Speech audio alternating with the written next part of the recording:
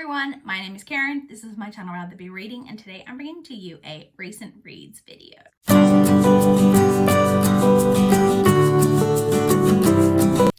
So it has been less than 5 minutes since I finished filming my last recent reads video, but this recent reads video is going to cover a 3-week period from the 1st through the 21st of May. And in that time period, I read a total of 16 books. So let's jump straight in and talk about those 16 books. So the first one that I completed was Her Every Fear by Peter Swanson. This is his follow-up to The Kind Worth Killing. This one follows this woman who so she lives in London. She's got this cousin she's never really met, but she's got this cousin, I don't think it's a direct cousin. It's kind of a distant-ish cousin who lives in Boston in the United States. And he basically contacts her and contacts her mother and says that he is having to live in London for work. And the mother basically facilitates that her and the cousin, the main character and the cousin, are going to basically swap lives for 6 months. She's going to travel and stay in his apartment in Boston and do some studying there that she's wanted to do. And then he is going to live in her apartment in London while he gets his job. So she travels to Boston. When she gets there, it's to discover that a female neighbor has been murdered. And it's basically kind of starts to follow that story. So this was his follow-up to The Kind Worth Killing, like I said. And I feel like a lot of people were quite disappointed in this as a follow-up to The Kind Worth Killing.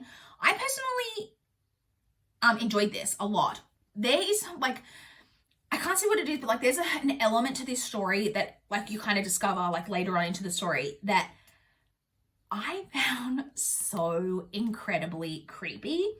And as the mystery was unfolding, it was very much a situation of me going wait, how is that working? There's some stuff and you think, but how is that happening? And then when you start to get answers, I personally, I really enjoyed this. I gave it 4.25 stars. I really enjoyed it. I found it super creepy. Enjoyed my time. I don't think the ending maybe could have used some work, but I generally really enjoyed it. Like I said, 4.25 stars.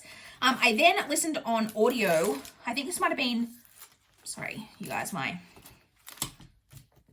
notebook is getting a bit battered. I listened on audio to Fool's Fate by Robin Hobb. This is the third, yeah, it is. I was thinking if this was the second, but no, this is the third book in the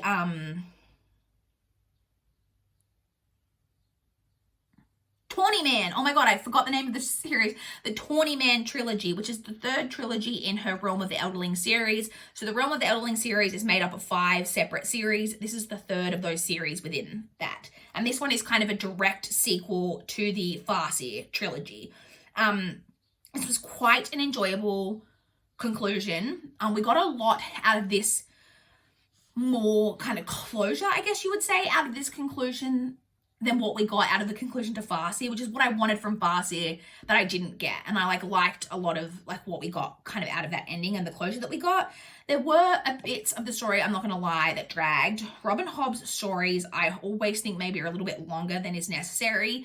There's a character, they're traveling for a while, and there's a character who is quite sick, getting quite seasick on the journey. And there's just so much about being on the ship and this character being sick and it being really miserable and awful. And I'm I get it. It was stuff like that. But I thought it was a great use of the world and the magic and the characters that we've come to love over this whole long series of the Realm of the Elderlings as a whole. And I thought it was a pretty solid conclusion. It was narrated on audio by Nick Taylor. I ended up giving it 4 stars.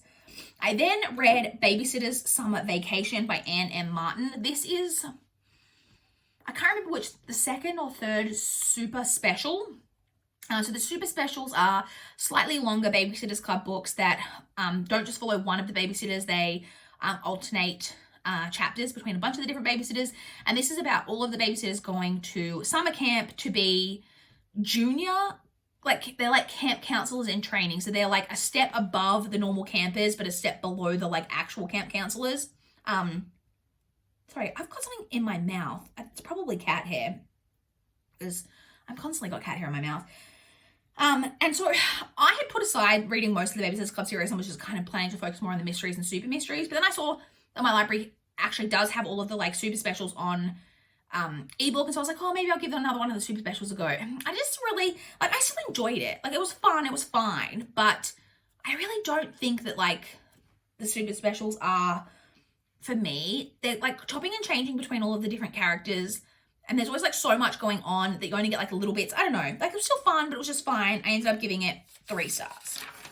I then read The Dare by Leslie Cara. This is a book that I received in exchange for an honest review through NetGalley. Again, as I've been saying in my previous recent video, this is already out and published. So I read The Rumor by Leslie Cara last year or the year before and loved it. And so I was really excited to read another book by her. And this one is basically about, it's about a dare, I guess you could say, that, I don't even really know how to describe the plot of this book. I will just say, so I'm not even going to try. Let's say that. It didn't compare to The Rumor at all. The ending felt really unsatisfying. Like, it was enjoyable, but it was just okay. I say I've given it 3.5 stars. It probably was closer to a 3, because like I said, it didn't compare to The Rumor at all. And maybe I'm just feeling like slightly like salty because I was really looking forward to it, and then it didn't live up to The Rumor. At the reveal, there was a reveal regarding one character, and it felt really clunky.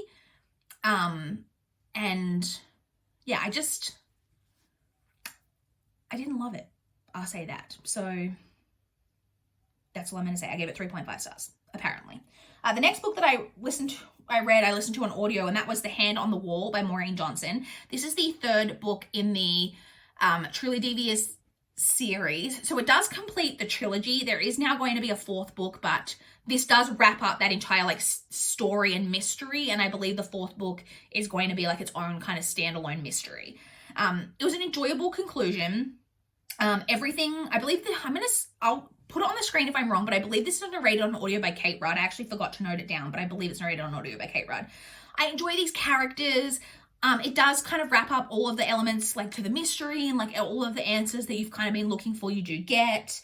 Everything comes together like pretty well, I thought. And like it was an enjoyable conclusion. Like I said, I ended up giving it 3.5 stars. I then read another NetGalley book that I received through NetGalley, again, already out and published. This one is called The Sanatorium by Sarah Pierce. This is one about a woman. She's a police detective, but she's been on like an extended leave of absence as she tries to kind of get over a case that she'd been working that didn't kind of end well in a way. And so she has been working, but she's received an invitation to attend like a engagement celebration. It's not the wedding, I'm pretty sure. No, it's the engagement celebration for her. Oh, we've got a low power warning. Surprise, surprise, because I filmed so many videos today. It's an engagement celebration for her brother and his fiance, but she's been quite estranged from her brother. They don't really have much of a relationship. This is stuff that's gone on in the past, but we don't really know the details. And the engagement is being held, though, at this like kind of remote hotel on a mountain in Switzerland, at this hotel that's recently opened, that's been built, like it's been converted from a old sanatorium. And she gets there, and then basically shortly after she arrives, the brother's fiance goes missing. And then stuff kind of happens. So similarly to The Dare. So The Dare and The Sanatorium were 2 of the NetGalley arcs that I had like upcoming at this point that I was like most pumped for. Like I was really excited, and I was disappointed in both of them. So I was disappointed in this one. I can see here again that I've given this 3 stars. On reflection, I don't even know if this was a 3-star read. I was really, really disappointed in it. You would think with the setting and the premise that like this could have been excellent, but it just really missed the mark.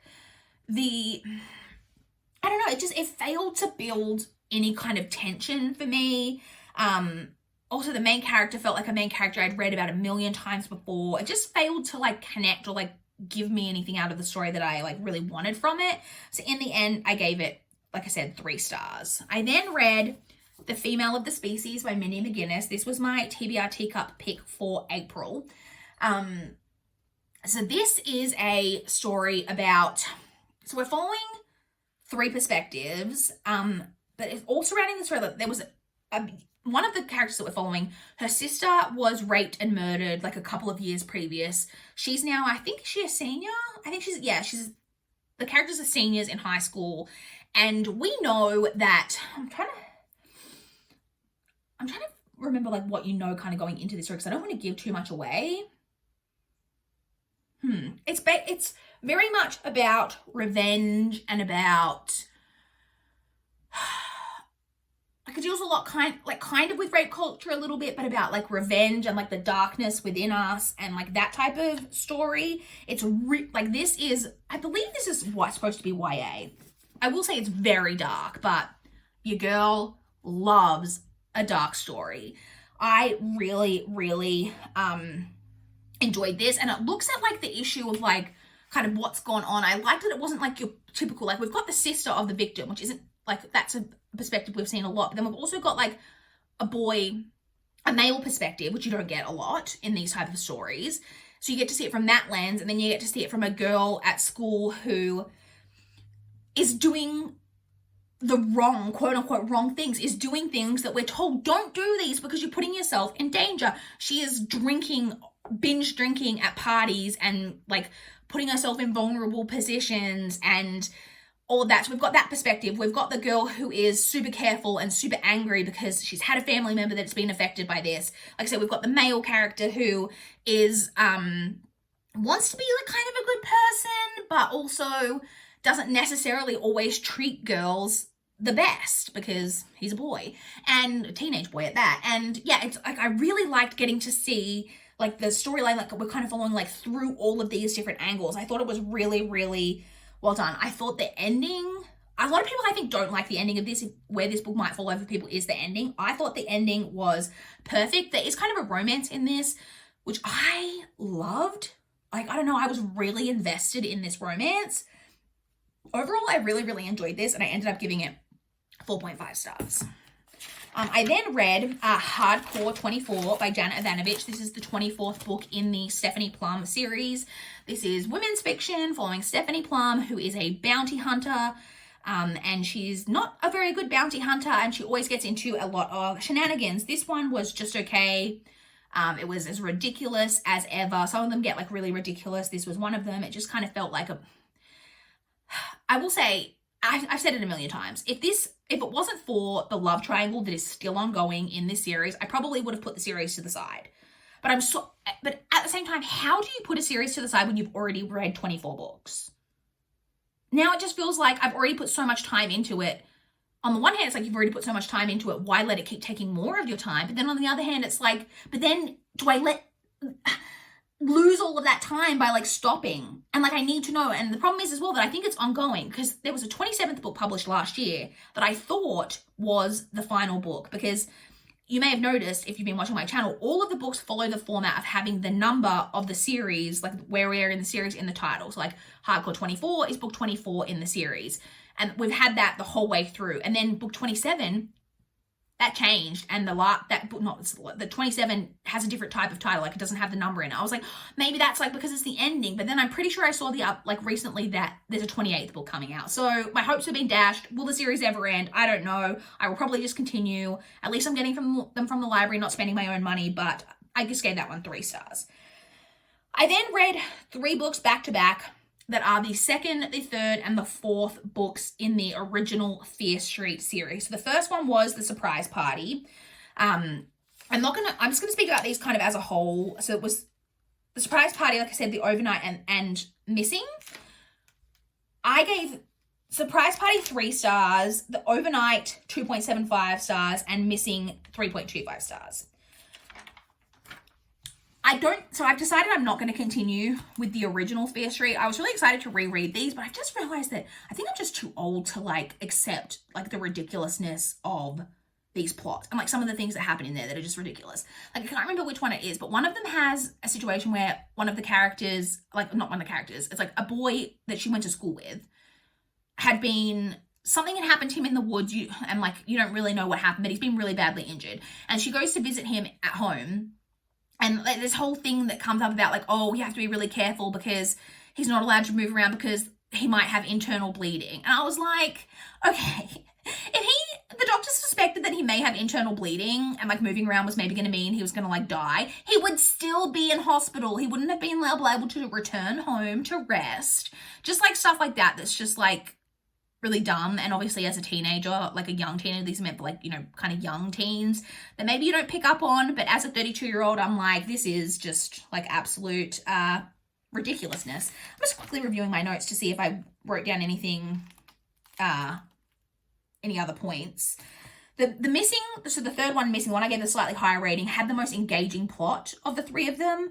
And then the ending got like really batshit crazy, and I was just like, ugh. So you'll see in my haul, spoilers, so I have decided to, R.L. Stein published a like revamp of the series, like a new book came out, and I decided to pick that up and give that a go and see with a modern publication whether I like would enjoy it a little bit more. Like I still enjoy them for what they are and the nostalgia of it, but it was just too much in them that I was like, okay, this is just a little bit like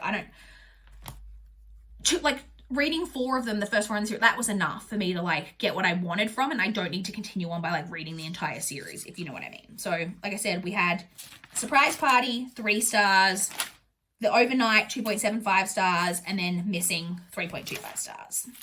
I then read Girl Interrupted by Susanna Kaysen. This is nonfiction. It's really short, and it's the book that the movie Girl Interrupted was based on, which again, I have seen the movie of Girl Interrupted. And it's nonfiction. It follows Susanna Kaysen's real life experiences, living in a mental health facility in the 1960s. As a young, I think she was like 18 when she first went in. I don't know. I was really disappointed in this. I'm going to be perfectly honest. The writing was very disjointed, and I very much felt like a distance from the story that she was trying to tell. I didn't feel like I really learned anything like from this story or even about her really as a person. There was one thing that she talked about, which is like the way that she perceived like this painting, and you kind of get how she perceived this painting at one point in her life and how she perceived it differently, like with experience and like knowing things like differently. And I liked that. But apart from that, like I just really didn't get anything out of this, if I'm being perfectly honest, and I ended up giving it 2 stars. I then read Marestra by L.S. Hilton. So this is the first book in a trilogy. This has really, really, really low ratings. So I was interested to see kind of like what I was going to think of this. It's really hard to kind of describe the plot. So we're following a woman who, she's like in her early 20s, I think, at the beginning. She's working as kind of a general kind of dog's body in a art gallery. And then she ends up kind of falling into a secondary job working in a wine bar. It's kind of like a more like upper class kind of strip joint in a way. Like they don't strip, but they're basically there to, champagne bar, I think it is, not wine bar, encourage men to like spend ridiculous amounts of money on alcohol in order to have the company of women. Like they don't take their clothes off, but they like sit and talk with these women and whatever. And she gets a job there. And then something happens at the art gallery and stuff all gets a little bit crazy, I guess we'll say. I don't really know what else to say about this plot. This says on the front, the most shocking thriller you'll read this year. No. This is definitely, it's not mystery thriller. This is definitely like more action type thriller. I think the thing that people hate about this is that this book is incredibly crass. It is very vulgar in its language and in its sex scenes. So it's also just like, I had known going in that it was supposed to be like quite a sexy thriller. So this uses, just gonna be straight up with you, the C-bomb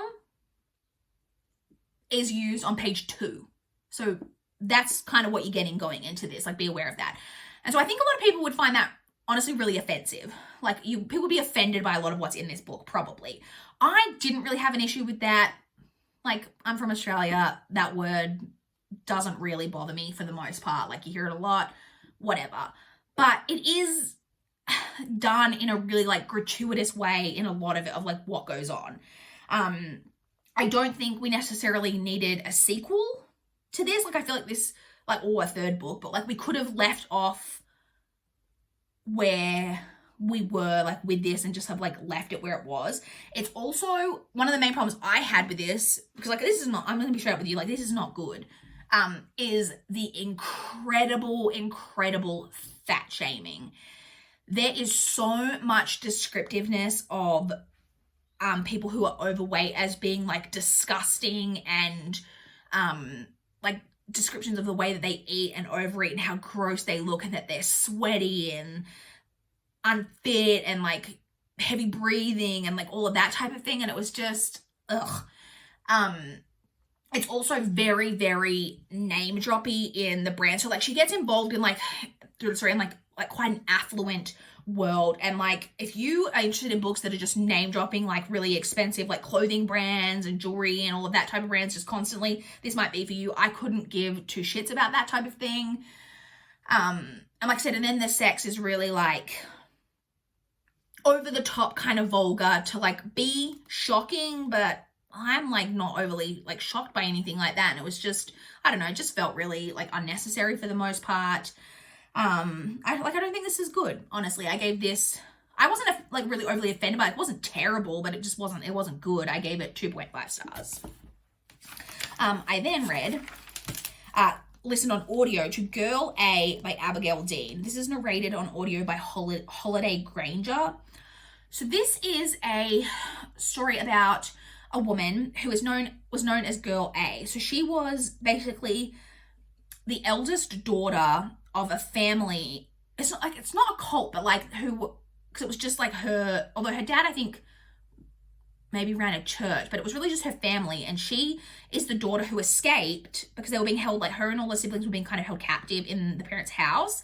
And she escaped and managed to get to the police and basically brought people in to rescue all of her siblings who were being abused and starved and that type of thing.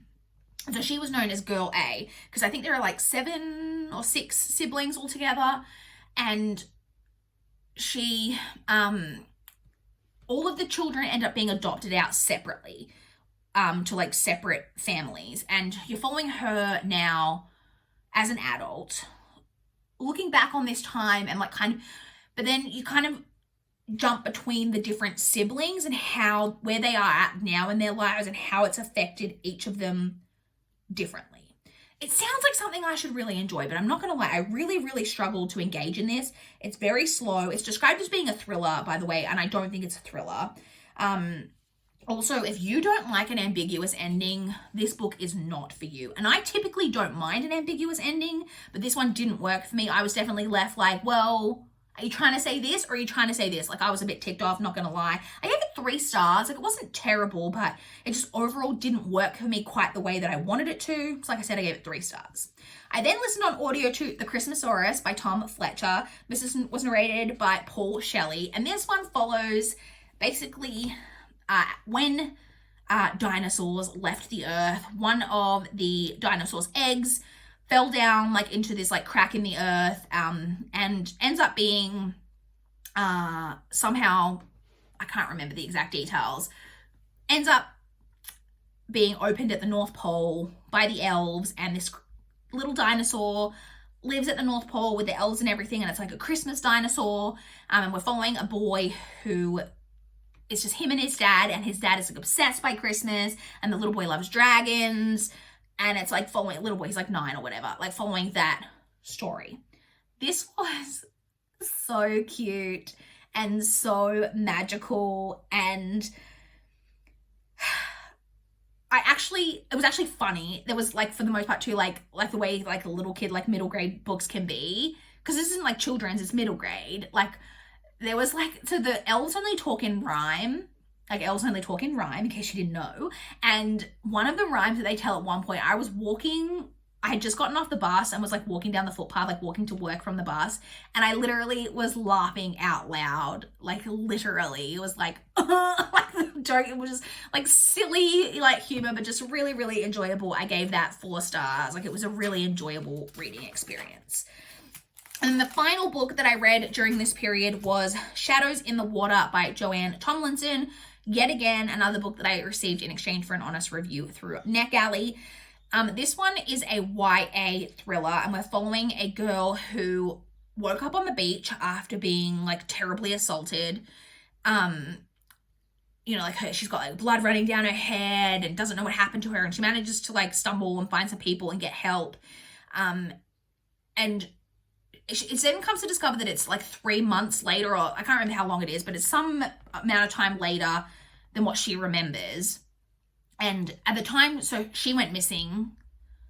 She wasn't missing that long, but like she went missing, and her a girl that she was best friends with, like, as a child, but who she then became, like, mortal enemies with, also went missing. But apparently they were now back to being best friends, but she doesn't remember that. She's lost that whole time from when they became best friends. So the people that she thought she was friends with, she's apparently no longer friends with, and she was friends with these people that she remembers hating.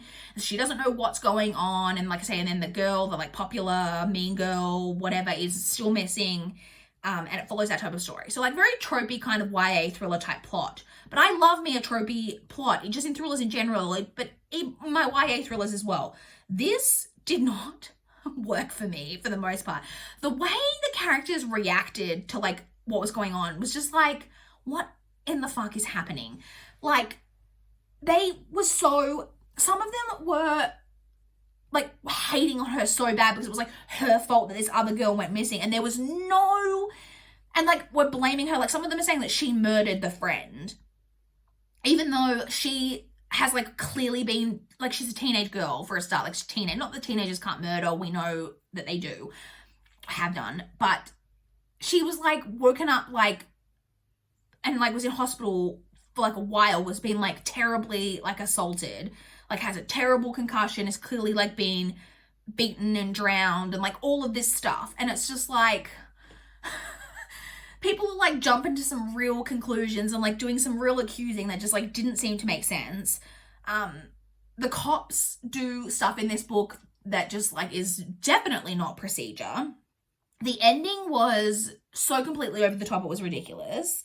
And the main character, Indy, was really annoying to read from. I will say that I believe that this is, it doesn't say exactly where it's set, but the main character is described, like her father is described as being Maori, and I believe it's from a New Zealand author, which I didn't realize. So I think it is set in New Zealand.